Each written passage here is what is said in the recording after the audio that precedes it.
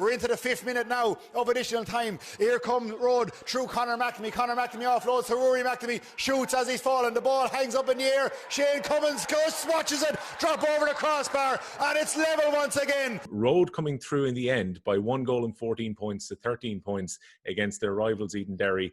Anton, the report on the Midland Tribune this week is going to read that Rhode have used their get out of jail free card to get into your 9th final in a row now. Was that the feeling coming off the field that, you know, maybe that was a undercooked performance from me in the semi-finals? Definitely will, yeah. We were very lucky. Edenderry were extremely good, very, very good team, young team, to put us to the pin of the collar. And I suppose we were very lucky to get an equaliser in the dying seconds of normal time to bring it to extra time. I suppose maybe going into extra time, we felt we had a bit of fitness and experience, and Edenderry had thrown everything at us, and probably would have felt that they left it behind in normal time. So I suppose just based on that, with the experience in extra time, I felt that we could push on and get the win, and thankfully we did. But yeah, very lucky. If I was an Edenderry player now, I'd be very disappointed. I feel that we should be in the county final. Rory McNamee, huge moment from, as you mentioned, that equaliser. He takes on the shot. I think it was ticking into the 4th minute of injury time. It was a do or die moment. The chance, you know, pops up for him, and he takes it with both hands. A fantastic score from him to send that epic game into extra time. Yeah, brilliant score by Rory, and thank God he scored it, because I was actually after missing one about 30 or 40 seconds earlier. So my head was on the line, I'd say. So no, thankfully he got the shot off. Great composure. Rory's a top player, so he always has that in his locker every day of the week. So thankfully he went over and he brought it to extra time. I was watching extra time on Offaly GA TV, and you had the wind in the first half. So I assume from that point of view, you wanted to run up a little bit of a score. Niall McNamee gets a goal, which proves crucial in the end. But there was good scores from himself and from yourself just before that. Obviously, you went out and really targeted that first half of extra time. Yeah, we did target it. We thought if we could get the scores on the board early, that the Edenderry heads might drop, you know, they might feel that they've left it behind. But in fairness to Edenderry, they come out to win a point up in extra time, at the start of extra time. You know, we got the goal really kind of against the run of play. It was kind of nip and tuck throughout the whole game. And then the goal came, and that gave us a bit of a cushion and a bit of security. And we kind of sat back a bit and got to grips with the game, and a bit calm heads, I suppose, in the ball. And we got a few scores needed, and we pushed on, thank God. I assume when it comes to semi-finals like this too, they take on a bit of life of their own, because so many of you would have went to school in Edenderry, you went to St. Mary's, these are neighbours of yours, these are friends of yours that you're going up against, and you're talking about a proper local rivalry here between Rhode and Edenderry. Yeah, of course, and semi-finals are not easy one, Will. It's just about getting the job done and getting into the final. Like growing up, like we played against them lads, we played with them. We have a few drinks together. We go out together. You know, we're a very close knit group. So it's always hard to play in a local derby, because kind of form and everything goes out the window. It's just all on the day and who turns up the better team. You know, but certainly Edenderry threw everything at us. They were a very good young team. They were well organised. They were very patient on the ball. I was certainly very impressed with them, because we had watched them leading up to the game, and they have some very, very decent footballers. But what impressed me about them most was that they never panicked. You know, as the game went on, they grew in confidence, and the composure on the ball was something that really struck me. They were very, very good. They held the ball at stages for 3 or 4 minutes, and we couldn't get back off them. You know, so certainly a big future ahead for a lot of them players in the red jersey. And not to put any pressure on him, but he's in on the county panel with you currently in Keane Farrell. We saw how good he was at third level earlier this year with IT Carlow, being a key reason that they got to the Sigerson Cup final. He's come back from his injury. He seems really back into form. A fantastic goal he took against Bracknell a couple of weeks ago too. He is going to be a big forward for the county in the future, isn't he? Oh, absolutely. You know, and I was watching him in the Sigerson campaign. He terrific Sigerson campaign with Carlow IT. He was unfortunate then to get an injury at just the wrong time. Coming into the league, and we really missed him in the league, you know, because we'd some lads out injured as well, and Peter Cunningham was away and stuff, so we really did miss him. But yeah, he's a huge talent. You know, I'd be marking James McPadden in training in Rhode some nights, and it's not easy, you know, and at times there even he made it look easy, and that's not an easy thing to do. You know, James is a top class marker, but even some of the scores he kicked one out near the stand side on his bad side, and it was a great score. I think that put him a point up in injury time, in normal time. You know, so you know, he's a huge talent, and hopefully I get to play with him for another few years and years. You got to see earlier today the penalties that were taken between Forban and Tullamore after, again, what proved to be a very dramatic second semi-final on Sunday evening at O'Connor Park. One thing that really struck me, Anton, I presume you'll have to probably practice penalties in Rhode between now and the final in 2 weeks' time, with the possibility of it finishing on the day, is that the quality of penalties from both Forban and Tullamore was remarkable. Absolutely top class, Will. You wouldn't see it in the Premier League or even in a World Cup shootout. It was absolutely brilliant. Because there was huge pressure on every penalty taker taking the kicks. You know, it was kind of on their head if they didn't score. So, like, some of the composure was top class. You know, the keepers could do nothing about any of them, really, in fairness to them. It ended up Sean Flynn, I think, missed the last one. Did he, Will? I think it was him that missed the last one, kicked it over the bar, which is very unfortunate for Sean, you know, a very good young footballer. And it's not a nice way to go out for Forban, you know. Especially after training there the last 3 or 4 months and giving everything to go out in penalties is very unfair. But I suppose with the COVID and stuff, it had to finish on the day. So it is unfortunate for them, but no doubt they'll be back again next year. They're a good young team and they've loads of football in them yet. Yeah, I suppose it's an unusual circumstance. Forban are knocked out of the championship without losing a game, if you consider last night's game as a draw. Tullamore get to the final having just won their last group game and having come through in penalties after a draw. But I guess that's the nature of knockout football, Anton. You know, a team is going to find their way through.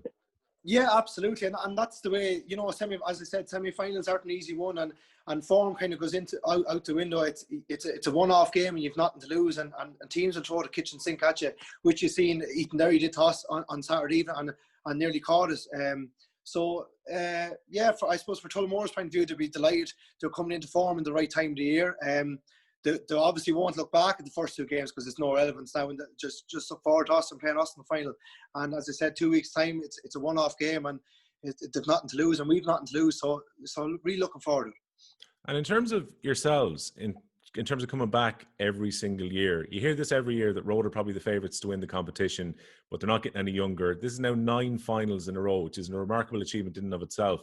But if you look back at, you know, the likes of Alan McNamee, who has been around pretty much for the last 20 years as a senior footballer, the amount of finals that he's gone to since 2002, it is quite crazy how you're able to continue to get to finals year on year. Yeah, it is. It's a great record, Will. But I suppose the lads are hungry. They want more, and it's a great way to be. I suppose the COVID coming kind of it was. I know it's not a good thing for the general public, but for us as a team, it gave us a chance to just get a break and recharge the batteries and you know, spend a bit of time doing things that we wouldn't normally get to do. You know, if we meant, I know with the lockdown we couldn't do a whole lot really, but, you know, just taking a break from football, not picking up the bag of a Tuesday and a Friday or Sunday morning and go on training, just taking that break and spending a bit of time with family and friends. It was good, you know, and then it gave us a bit of appetite to go back when the call came to go back. Then lads were really hungry to go back at it. And I suppose Malachy coming in from Portlaoise, it was all a new setup for us and getting to know him, and he's brought a real freshness in, and Nigel Pearson is our strength condition down from Portlaoise as well, and he's brought a real freshness to the squad, and lads are really enjoying it.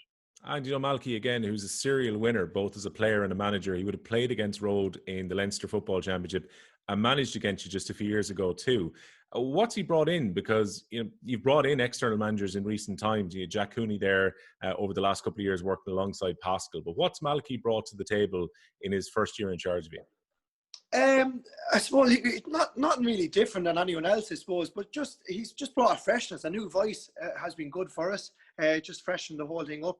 Our training is very enjoyable. It's all football, loads of drills, loads of just, you're not going training going, are we going to get run tonight or what's in store? It's very enjoyable. As I said, loads of football, plenty of challenge games. Like, I suppose with the joy of playing the knockout, it's a game every 2 weeks, and you've games and games, loads of games coming. So that's been really good as well. It's keeping the bodies fresh, not doing a whole lot of work, but just keeping us ticking over and keeping us fresh. And in terms of the format this year, it kept me very busy a couple of Sundays ago on the final day of the group stages, because I was trying to work out the scoring difference between Cappenkerr, Tullamore and Clara as the games were going by. We saw maybe a swing in scores in Group 1 and was wondering who was going to finish up in second place.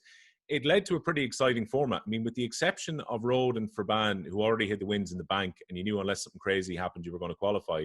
There was a proper little scrap going on in both groups in the final round to see who was going to go through because of the shorter format this year.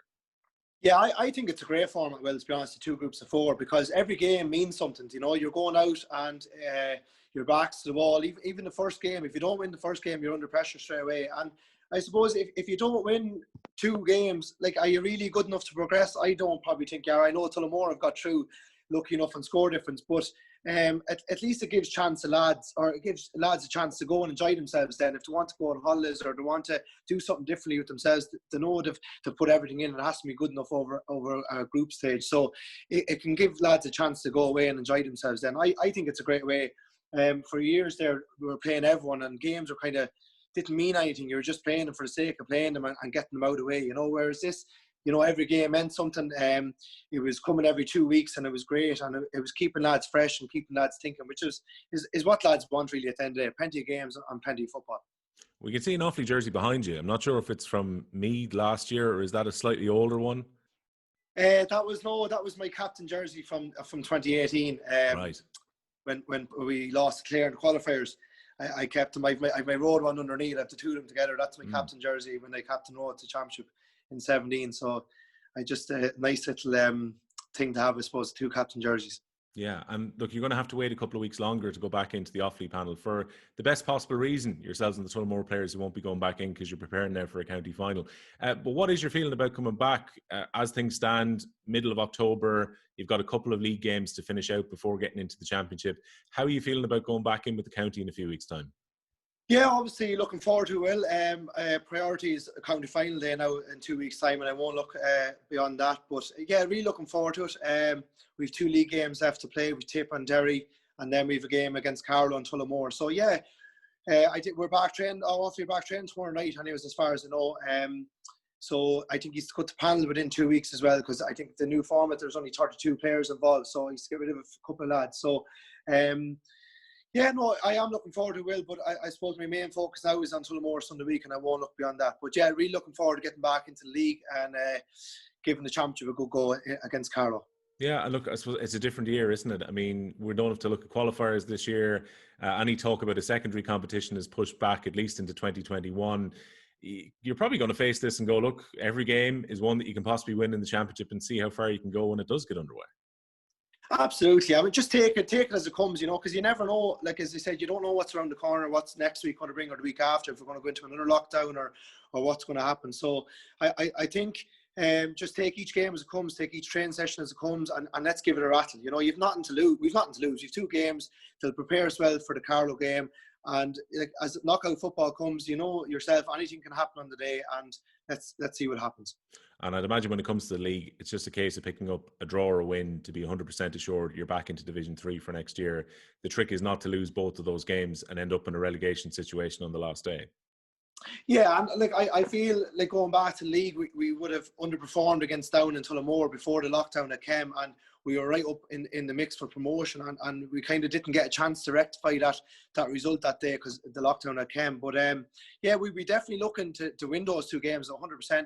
We've Tipperary away, who haven't been going reasonably well either before the lockdown. So like, and then we've Derry at home. So we'd fancy our chances against both of those teams, and to finish up as high up the table as possible and bring it into next year then as well, you know. Yeah, and I'd imagine, you know, a lot of people have debated about the window and the preparation time that's there. John Mon said a few weeks ago that, look, 2020 is what it is. He would love to have a few more weeks to get ready for coming back in, but he sees the 2 league games as a good way to be in a good tactical place before the championship comes around.